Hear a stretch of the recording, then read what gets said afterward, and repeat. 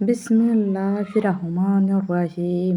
আজ আমরা জানব হজরত ইউসুফ আলাইহিসসালামের জীবন এক শিক্ষণীয় কাহিনী। শেষ হবে ইউসুফ আলাইহিসসালামের একটি আশ্চর্য স্বপ্ন দেখেছিলেন।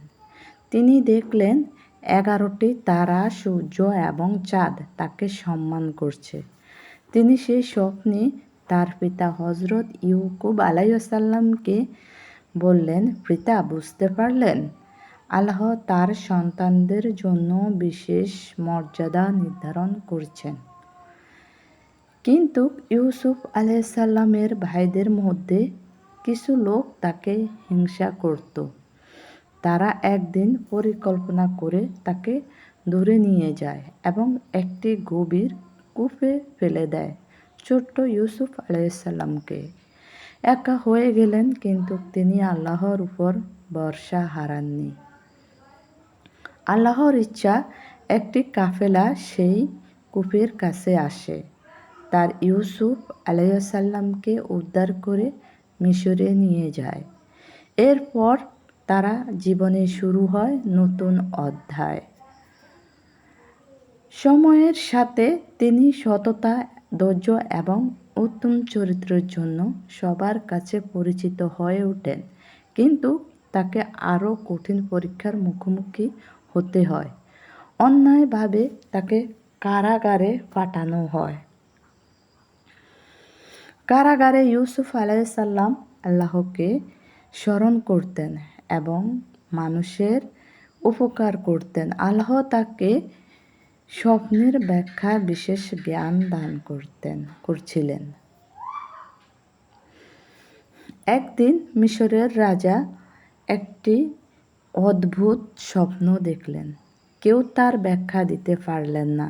তখন ইউসুফ আলাইহিসসালামকে ডাকা হলো। তিনি আল্লাহর দেওয়া জ্ঞানের মাধ্যমে সেই স্বপ্নের সঠিক ব্যাখ্যা দিলেন। রাজা তার প্রজ্ঞা ও সততায় মুগ্ধ হলেন এবং তাকে গুরুত্বপূর্ণ প্রদান করলেন। এক সময় ইউসুফ আলাইহিসসালাম মিশরের সম্মানিত ব্যক্তিদের মধ্যে একজন হয়ে ওঠেন। বহু বছর পরে তার ভাইরা সাহায্যের জন্য তার কাছে আসে। তারা তখন বুঝতে পারেনি যে এই তাদের সেই হারিয়ে যাওয়া ভাই। যখন সত্য প্রকাশ পেল, তারা নিজেদের ভুল স্বীকার করল। ইউসুফ আলাইহিসসালাম চাইলে প্রতিশোধ নিতে পারতেন, কিন্তু তিনি তা করেননি। বরং তিনি তাদের ক্ষমা করে দিলেন। এটাই ছিল তার মহান চরিত্রের পরিচয়। অবশেষে তিনি তার পিতা পরিবারের সঙ্গে পুনর্মিলিত হলেন।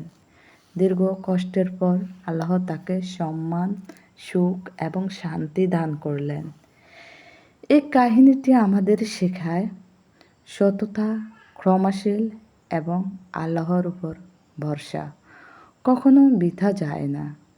জীবন যতই পরীক্ষা আসুক, আল্লাহর উপর বিশ্বাস রাখলে একদিন সফলতা অবশ্যই আসে।